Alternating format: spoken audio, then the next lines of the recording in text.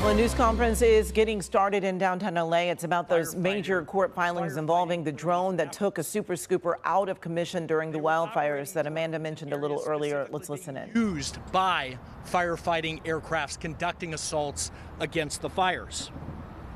Today, we announced the filing of a federal criminal charge against one individual who is engaged in that conduct. A Los Angeles area man who launched a drone, lost sight of it, and that drone eventually collided with a super scooper firefighting aircraft. One of the most important firefighting aircrafts in the firefighting arsenal. After an intense and in-depth investigation by the FBI, federal prosecutors today filed a criminal charge against Peter Tripp Ackerman.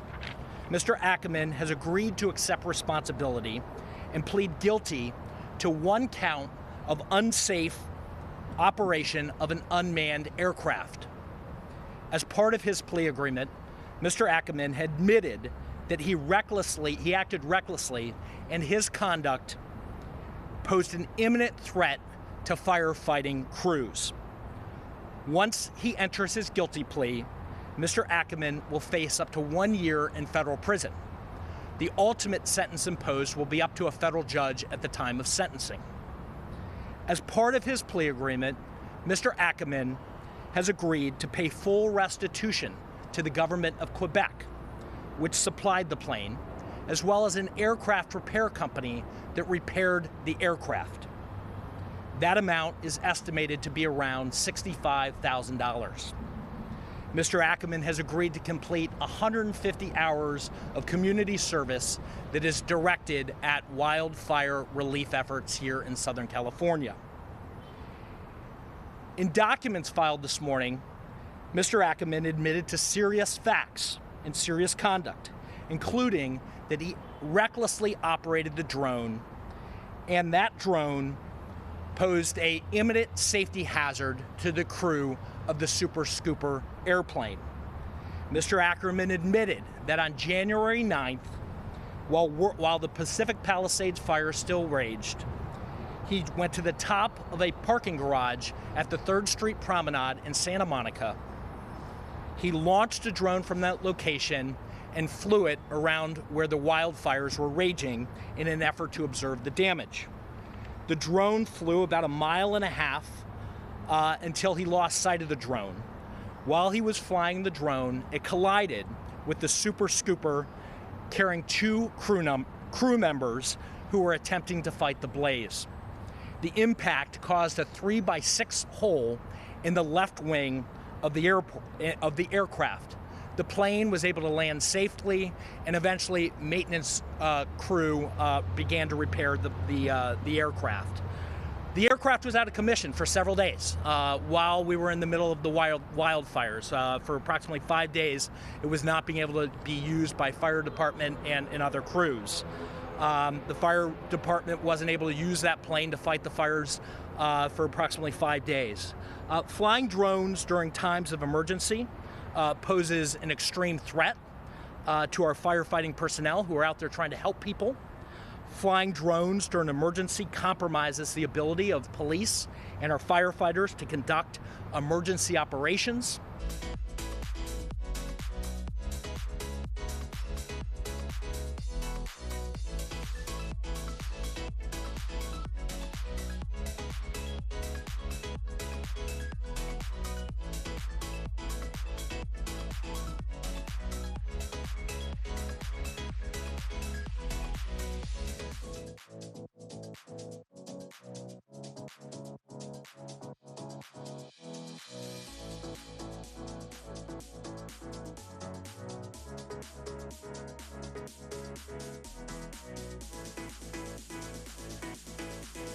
That, again, do not fly drones in areas where firefighters are raging.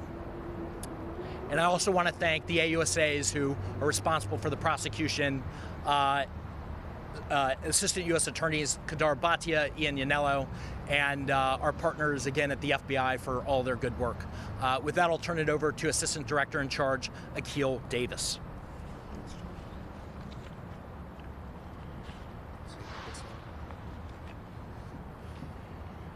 Good morning. My name's Akil Davis. I'm the Assistant Director in charge of the FBI's Los Angeles field office. We're here today to talk about a defendant taking responsibility for flying a drone that collided with a firefighting aircraft. While that could have resulted in catastrophe, the plane landed safely. Regardless of the intentions of the pilot, our investigators have drilled down on this case for approximately 2 weeks. I'd like to really thank our teams at LAX, along with their partners at LAFD and CAL FIRE, who worked on this investigation in order to bring the subject to justice. They used every investigative avenue and worked with the public and private sector to get to the bottom of this case. And again, I am very proud of their hard work. There's no evidence at this time that the defendant intentionally caused this collision. However, flying drones in a restricted area could cause a catastrophe. Going forward, we're going to be dealing with more drones, and the likelihood of a disastrous result will increase. As you all know, we have World Cup coming up to the Southland. We have the Super Bowl followed on that, and then culminating in 2028 with the Olympics. All of those events will bring significant drone activity in which the FBI stands at the ready to investigate those crimes with our counter-UAS, our counter-drone task force, and our ground intercept teams. The FAA has very strict guidelines about registering drones and where drones can be flown. The onus is on the pilot. If firefighters are putting out a fire with aircraft, that should be a clue. As CAL FIRE has said, if you fly, we can't. Meaning they cannot use their most sophisticated technique to attack these wildfires. Lack of common sense and ignorance of your duty as a drone pilot will not shield you from criminal penalties. Please respect the law, respect the FAA restrictions, and respect our firefighters. Thank you, and I'll turn it back over to United States Attorney Joe McNally. We'll take a couple of questions. Yes, sir?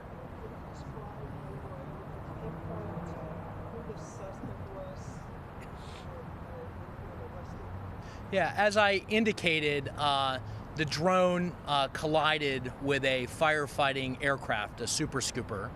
And when that plane landed, maintenance crews observed the drone wreckage in parts of the plane.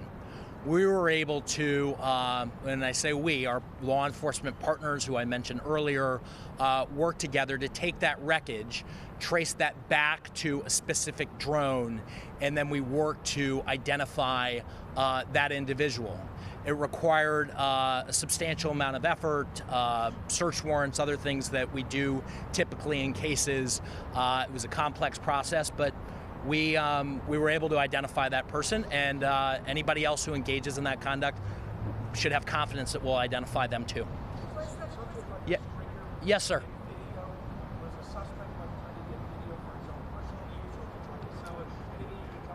Yeah, my understanding was, like a lot of individuals, he was curious about what was happening in that area. If we go back to, January 9th, the roads in those areas were closed. It was restricted area, and people wanted to see, for a variety of reasons, the carnage that was happening in Southern California.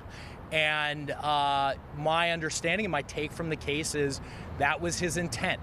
The problem with that starts off as curious conduct is with the amount of firefighting planes you have in that area dropping so they can get water in the Pacific Ocean, it interferes with those operations. And so it's not the time to fly drones anytime that we have these emergencies in Southern California. Can you elaborate on how? Yes, ma'am. So my understanding is that under FAA regulations, you have to register your drone under certain circumstances. I don't have any information as to whether or not he had a license or whether he would have needed one under those circumstances. Can you elaborate on the reaction of the suspect when he was contacted by you guys? Well, I'll highlight the fact that he has agreed to plead guilty and accept responsibility, which I think is important here. He was ultimately contacted in connection with the conduct, and we've reached an agreement where he's agreed to accept responsibility through a plea where he does face prison time. He's agreed to pay full restitution, and he has agreed to commit himself approximately 150 hours of community service in wildfire relief. Yeah.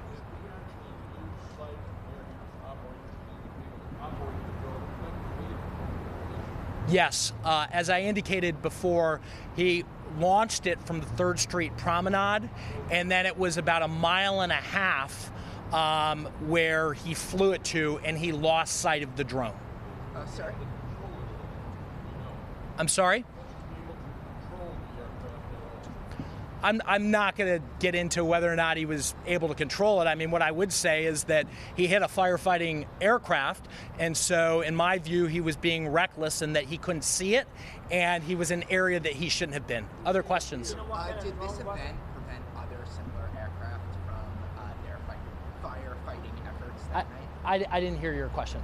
Did that event prevent other similar aircraft from their firefighting efforts that night? So my understanding is it did not stop other aircraft from continuing to operate. It did stop that aircraft from operating from about January 9th to January 14th. And the additional context I'll give there is this is a plane from Quebec. So we're short on equipment. We're in the largest wildfire ever to hit Southern California. We need all the planes that we can have at the time, and now we have one down for five days. So specifically, no, there were other aircraft that flew that day, but this one's down for 5 days, and that has a real impact on operations. Nowadays, there's a large variety of So we have brought the most serious provable offense that we have evidence of right now, and that is an offense where I referenced earlier, reckless operation of an unmanned aircraft that carries a term of up to 1 year imprisonment. That's a charge that's supported by the facts. Nowadays, there's a large variety of drones available to the public. Do we know what kind of drone it was? I'll refer you to the plea documents if that information's in there. It was obviously a drone that was capable of flying that type of distance, and obviously had a camera to cover that. So hold on, wait, 2 more. Frank? Can you tell us a little more about the defendant? How old is he? What's his occupation? We can get you. I want to limit our comments to the public record. Tom can get you, I think, any additional details we can provide on that. I'll say that he was a professional in Southern California. By all accounts, went out there because he was curious. He has no criminal history, and Tom can get you any other details on that. One more. One other question from somebody who hasn't asked one? Yes.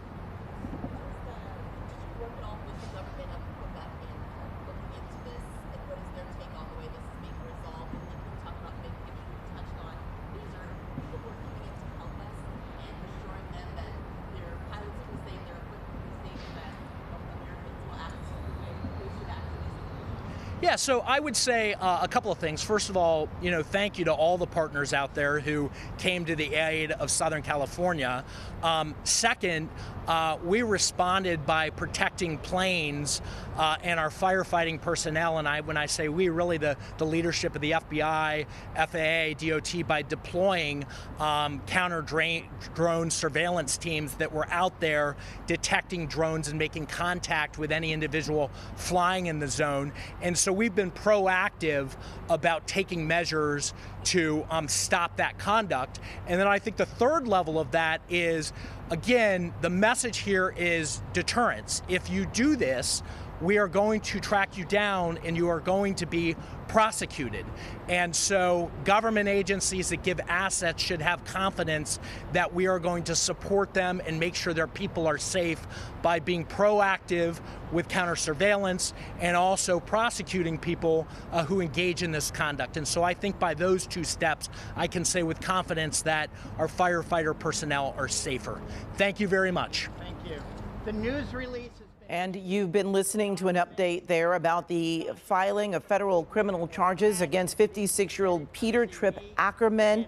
He is charged with 1 count of unsafe operation of an unmanned aircraft. He's facing 1 year in federal prison, as well as paying full restitution of $65,000 for the repair of that aircraft, as well as 150 hours of community service. We heard that he launched that drone from the 3rd Street Promenade, but lost it after about a mile.